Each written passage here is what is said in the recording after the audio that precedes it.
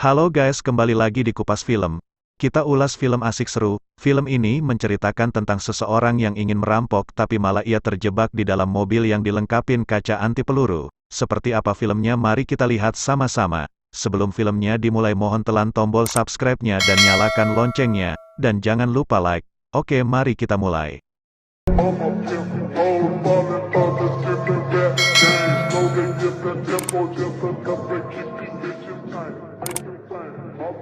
Film dimulai dengan seorang preman bernama Ciro, yang lagi berjalan di sebuah jalanan di ibu kota Argentina. Di jalan ini ada banyak perumahan yang memakai berbagai jenis pengaman, mulai dari CCTV, duri, sampai teralis, yang tampaknya kota ini tinggi akan kasus kriminalitas. Ciro mau mencoba mencuri sebuah mobil mantap di jalan itu, dan dia menyadari kalau kaca mobilnya keras. Jadi dengan bola tenis, dia pun berhasil membobol pintunya, dan langsung mengambil apapun yang berharga di dalam mobil. Dia mencuri perangkat multimedia yang tampaknya mahal punya, lalu memeriksa saku-saku di atas, dan menemukan sebuah kacamata yang mantap. Setelah mengambil semua yang berharga, Ciro kemudian mau pergi keluar. Tapi ternyata pintunya udah gak bisa dibuka, begitu juga pintu-pintu lainnya. Akhirnya dia pun mau memecahkan kacanya, dan ternyata kacanya sangat keras untuk dihancurkan. Setelah sempat merasa kesal, Ciro gak menyerah, dan terus menendang-nendang kacanya di semua bagian, namun hasilnya tetap sama. Dia lalu membuka bagian luar dari salah satu pintu, untuk memasukkan tangannya ke dalam dan berusaha membuka pintunya, tapi hasilnya dia malah mendapatkan luka. Dia kemudian memakai obeng untuk membolongkan pintu, namun lapisannya susah untuk ditembus. Merasa putus asa, Ciro pun memutuskan untuk memakai pistolnya untuk menembak ke arah kaca depan mobil. Tapi karena kacanya sangat keras, pelurunya mental balik ke arah Ciro, dan pahanya pun terkena pelurunya, yang membuat dia teriak kesakitan. Untuk menghentikan pendarahannya, Ciro melepaskan bajunya, dan membalutkan lukanya. Beberapa saat kemudian, Ciro memutuskan untuk mendapatkan perhatian dari orang lain untuk membebaskannya, dan datanglah seorang wanita yang Ciro kira wanita itu melihatnya. Namun ternyata, si wanita cuma mau mempercantik bibirnya aja, yang menandakan kalau kaca mobilnya juga gak bisa dilihat sama siapapun dari luar, dan gak bisa mendengar apapun ketika Ciro teriak-teriak. Karena itu, dia mau membunyikan klakson, yang ternyata gak ada suaranya, dan akhirnya si wanita pun pergi. Selanjutnya, Ciro mau menghubungi istrinya. Tapi sebelum panggilannya bisa tersambung, baterai HP-nya udah habis, dan HP pun mati. Ciro terus memikirkan bagaimana caranya dia bisa kabur sampai malam udah tiba, dan karena kelelahan, dia memutuskan untuk istirahat dulu. Esok harinya, Ciro mulai merasa haus, dan menghabiskan botol air minumnya yang dia bawa. Karena gak ada pasokan air lagi, dia pun menjilat kabut di kaca dari hujan yang menghujani kota. Ciro lalu memasang kembali perangkat multimedianya ke tempatnya, dan mendengar salah satu siaran radio yang dia suka, yang akhirnya membuatnya terbawa akan lagu yang di-setel dari siaran radio itu. Kebetulan lagunya menggambarkan situasi yang dihadapi Ciro saat ini, yang berada di mobil, terutama tentang kaca yang berkabut. Beberapa saat kemudian, Ciro mulai semangat lagi, dan lanjut untuk menghancurkan pintu mobilnya. Tiba-tiba, ada telepon masuk dari perangkat multimedianya, yang diangkat sama Ciro. Ada suara seorang pria yang berbicara di telepon itu, dan memperkenalkan dirinya bernama Dr. Ferrari, yang mengucapkan selamat datang di mobilnya. Ferrari menambahkan kalau dia adalah pemilik dari mobil ini, dan dia mengaku udah dirampok 28 kali dalam hidupnya. Dia menambahkan kalau Ciro adalah pencuri ke-29 kali ini, yang udah coba-coba mau mencuri berbagai benda di dalam mobilnya. Meskipun begitu, ini membuat Ciro menjadi marah, dan dia menyuruh si dokter untuk membebaskannya. Tapi dia bilang ke Ciro untuk diam, dan mendengarkan apa yang mau si dokter mau bicarakan. Dia memberitahu kalau mobilnya ada dipasang alarm yang terhubung sama HP-nya, dan dia bisa mengunci semua pintu dalam sekejap. Selain itu, mobilnya dirancang anti peluru termasuk kacanya, dan mobilnya gak bisa digerakkan atau digoncang-goncang dari dalam, karena suspensi aktif pada mobilnya terkunci. Di samping itu, tangki bensinnya bisa menampung sampai 120 liter, dan bensinnya lagi penuh sekarang ini. Jadi si dokter memperingatinya untuk jangan macam-macam, karena tangki bensinnya bisa meledak seperti bom. Ketika Chiro mendengarnya terus-menerus, si dokter menceritakan kalau dia sekarang adalah duda yang berumur 60 tahun. Dia mengaku mempunyai masa-masa kecil yang normal untuk anak dengan kehidupan menengah ke atas, dan pintu di rumahnya gak pernah dikunci waktu itu. Tapi sekarang kehidupannya berada dalam kondisi yang buruk, dan menjadi rindu akan kehidupannya yang menyenangkan yang dia pernah jalani waktu kecil dulu. Dia lalu bertanya ke Chiro apa yang dia lakukan ketika anaknya mencuri, namun dia gak menjawabnya, dan dia mengancam akan melaporkan si dokter ke polisi. Chiro menyuruhnya lagi untuk membebaskannya, jadi dia bisa membunuh si dokter dan semua anggota keluarganya. Sebelum dia menyelesaikan ancamannya, telepon pun dimatikan sama si dokter. Setelah itu si dokter mulai menyiksa Chiro, dengan menyalakan AC ke mode suhu yang paling rendah. Chiro sontak mau mematikannya, tapi ternyata gak bisa dimatikan. Karena itu, dia memakai bajunya yang dibalut di lukanya, untuk dia pakai di badannya untuk menahan suhu dinginnya. Sebagai gantinya, dia merobek sedikit bagian celananya, untuk dia balut ke lukanya. Beberapa waktu kemudian, Chiro tetap merasa kedinginan, meskipun dia udah memakai karpet mobil. Di saat itu si dokter menghubunginya lagi, dan menanyakan lagi apa yang dia lakukan jika dia melihat anaknya ada kedapatan mencuri. Si dokter berjanji akan memberinya air minum, jika jawaban Chiro terdengar memuaskan bagi si dokter. Chiro pun menjawabnya, tapi jawabannya kurang memuaskan bagi si dokter. Chiro lalu memohon untuk memberhentikan semua ini, dan mengaku kalau dia udah salah. Namun si dokter gak peduli, dan dia memberitahu tentang satu insiden yang dia alami.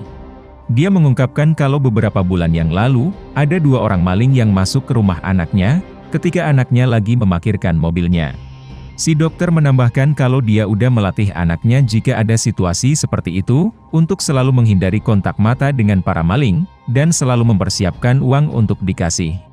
Namun pada akhirnya pelatihannya masih kurang, dan para maling tetap melakukan malingnya dengan menodongkan pistolnya ke cucu si dokter sampai 3 jam. Walaupun si dokter udah menceritakan kisahnya, Chiro tampaknya gak tertarik, dan bertanya dokter macam apa si dokter ini yang menyiksa seseorang untuk terkunci di dalam mobil sampai sekarang ini. Namun si dokter gak menjawabnya, dan menyuruh Chiro untuk menebaknya sendiri, sebelum si dokter mematikan teleponnya. Ketika Chiro terus memikirkan cara untuk kabur, dia melihat sebuah mobil polisi yang mengetahui mobil ini, jadi Chiro pun berusaha untuk mengalihkan perhatiannya. Tapi naasnya dia gak berhasil, dan si polisi ternyata cuma mau menempelkan surat cintanya ke pemilik mobil, karena melihat dia yang melanggar aturan. Beberapa waktu pun berlalu, dan situasinya kembali hujan lagi. Chiro mendapatkan panggilan dari si dokter lagi, yang bertanya ke Chiro tentang nama lengkapnya, dan nomor KTP-nya, untuk sebuah air minum jika udah memberitahunya. Chiro pun menjawab, sehingga dia akhirnya mendapatkan air minum setelah dikasih tahu lokasinya sama si dokter, melalui selang air kaca mobil yang ada di belakang. Meskipun airnya berwarna kebiruan, Chiro gak peduli untuk tetap meminumnya, agar hausnya bisa hilang, dan dia bisa lega. Walaupun hausnya udah hilang, Chiro tentu aja merasa lapar setelah gak makan-makan dari kemarin. Di malam itu, ada seekor jangkrik yang bisa masuk ke dalam mobil, yang membuat Chiro kepikiran untuk memakannya. Tapi dia memutuskan untuk gak memakannya, berpikir kalau jangkrik juga mau hidup. Esok harinya, Chiro memeriksa luka di pahanya, dan mengetahui pendarahannya udah berhenti, tapi dia mulai mengalami demam. Karena itu, si dokter pun memutuskan untuk meringankan penderitaannya, dengan menyalakan AC untuk Chiro, sehingga dia bisa lebih santai. Si dokter lalu mengungkapkan kalau dia juga lagi sakit, yaitu kanker yang dia derita, dan para dokter udah memberitahunya kalau dia mempunyai waktu hidup sekitar setahun lagi. Ketika dia terus berbicara, Chiro membuka bajunya, dan dia pun akhirnya pingsan, dengan tubuhnya yang mulai berubah kekuningan. Setelah terbangun lagi, Chiro membuka sebuah buku manual dari mobil, untuk mencari cara untuk bisa kabur. Namun pada akhirnya, dia pun memakan kertasnya, karena rasa kelaparan yang gak tertahankan, sebelum dia menangis akan kondisinya. Dia kemudian pipis ke sebuah wadah, untuk dia minum sendiri pipisnya, dan merasa kalau cairannya membuat dia enek. Beberapa waktu kemudian, Chiro melihat ada preman lainnya yang mau membobol pintu mobilnya, berharap itu bisa membebaskan Chiro. Namun akhirnya si preman ketahuan sama orang lain, dan dia pun digebukin, sebelum dia dikasih ke pihak polisi. Malam pun tiba lagi, dan Chiro mulai berbicara ke jangkrik yang suka mampir ke dalam mobil. Dia berbicara tentang beberapa orang yang mempunyai banyak hal yang seharusnya dibagi, jadi semua orang bisa menikmatinya. Dia menambahkan kalau dunia sekarang penuh dengan orang-orang yang kurang mampu, dengan hukum yang dibuat sama orang kaya, hanya untuk menguntungkan orang-orang kaya itu sendiri. Karena itu, Chiro gak akan mematuhi mereka, bahkan jika mereka menembaknya sampai jatuh. Itulah kenapa dia menjadi pencuri, seperti ayahnya, dan juga kakeknya. Esok harinya, si dokter menghubunginya lagi, dan membacakan berita dari koran. Si dokter memberitahu kalau situasi hatinya lagi baik, oleh karena itu dia menuntunnya ke sebuah batang coklat yang tersembunyi di belakang pedal rem, dan Chiro pun akhirnya bisa memakan sesuatu yang layak. Setelah beberapa waktu berlalu, dan terus melihat-lihat orang di sekitar, Chiro memulai kembali untuk membolongkan pintunya. Pintunya akhirnya bisa dia bolongkan sedikit, dan berteriak untuk menarik perhatian seseorang, tapi pada akhirnya usahanya belum membuahkan hasil. Ketika menjadi lemas lagi, Chiro menerima panggilan dari si dokter lagi, yang mengabarinya kalau dia udah bertemu sama keluarganya. Ini tentu aja membuat Chiro emosi, namun si dokter menyuruhnya untuk tenang, karena dia gak melakukan sesuatu yang buruk. Dia berbohong ke mereka kalau dia bekerja untuk semacam hal perjudian, dan Chiro udah memenangkan hadiah uang tunai $100.000. Istrinya tentu aja menerima uang yang si dokter kasih, dan melihat kalau Chiro mempunyai keluarga yang indah, tapi si dokter berpikir kalau Chiro gak layak untuk mempunyainya. Si dokter juga mempunyai catatan kriminalnya Chiro, yang ternyata dia pernah membunuh beberapa orang, dan ini membuat dia makin lemas berada di mobil. Di malamnya, Chiro melihat si jangkrik itu lagi yang masuk ke dalam mobil, jadi Chiro menyuruhnya untuk keluar melalui lubang di pintu. Kemudian, dia memencet terus sebuah tombol untuk menghidupkan mobilnya, dan beberapa saat kemudian, ternyata mobilnya mau menyala. Karena itu, Chiro pun menggunakan kesempatan ini untuk kabur, namun ketika dia mau memindahkan giginya untuk maju, giginya anehnya malah macet. Oleh karena itu Chiro terpaksa harus mundur, sambil menambahkan kecepatannya, dan dia pun sengaja menabrakkan diri ke tiang listrik. Melihat kaca belakang yang udah lemah, Chiro pun menendangnya, dan akhirnya dia bisa bebas dari mobil ini. Dia kemudian berjalan terus, sampai dia tiba di Indo April di pom bensin terdekat, dan langsung mengambil makanan dan minuman yang ada di sana. Tapi karena dia belum membayarnya, si satpam menyuruhnya untuk membayar, yang dicuekin sama Chiro. Maka dari itu si satpam mulai memaksanya, dan dia pun ditembak sama Chiro. Namun ternyata itu cuma mimpi aja, dan dia masih berada di dalam mobil. Gak lama setelah itu si dokter memanggilnya, jadi Chiro memintanya untuk mengeluarkannya, yang gak mungkin si dokter lakukan. Dia lalu meminta untuk melihatnya ke depan, dan datanglah si dokter itu yang udah berada di depannya, yang masih memakai pakaian kerja rumah sakitnya. Karena mobilnya bau gara-gara Chiro yang berada di dalam terus-menerus, si dokter menyemprotkan pewangi dulu, sebelum dia memasuki mobilnya. Setelah dia menaruh pistolnya Chiro ke atas dashboard mobil, si dokter menerima panggilan dari anaknya, dan tiba-tiba Chiro pun langsung menembaknya. Dia sontak keluar setelah itu, sambil meminta tolong dalam keadaannya yang lemas. Gak lama setelah itu datang si dokter yang menjatuhkan Chiro, yang ternyata masih hidup, dan tembakannya cuma mengenai kulit pipinya aja. Ketika Chiro mau dibawa kembali ke mobilnya, datang seorang polisi yang mengetahui kejadiannya, dan menyuruh si dokter untuk berhenti. Tapi dia menjelaskan apa yang terjadi sebenarnya, dan gak akan menjatuhkan pistolnya ketika si polisi menyuruhnya. 2 jam pun berlalu, dan sampai sekarang kejadiannya masih sama dengan si dokter yang menahan Chiro, serta menarik perhatian banyak warga dan sebuah stasiun TV. Seorang polisi bertanya apa yang si dokter mau, yang dia jawab kalau dia gak mau apapun dari Chiro, hanya mau menghukumnya aja. Si dokter lalu bertanya ke para warga, antara dia membunuh Chiro, atau mengasihnya ke polisi yang mungkin Chiro akan bebas esok harinya. Karena situasinya yang sulit, maka polisi pun memanggil seseorang yang ahli dalam hal negosiasi, yang bernama Julio. Pak Julio meminta si dokter untuk menghentikan tindakannya, karena masalahnya pasti karena hal lain, yang dijawab benar sama dia, yaitu masalah untuk memutuskan mana yang adil dan mana yang bukan. Ternyata, setengah dari banyak warga mendukung si dokter untuk membunuh Chiro, karena mereka udah muak akan tingginya kasus kriminalitas, tapi setengahnya lagi menyuruh si dokter untuk melepaskannya. Setelah Pak Julio bernegosiasi dengan membicarakan banyak hal tentang kehidupan, dia meminta si dokter untuk melepaskan Chiro, Karena Pak Julio melihat Chiro yang udah mendapatkan pelajarannya.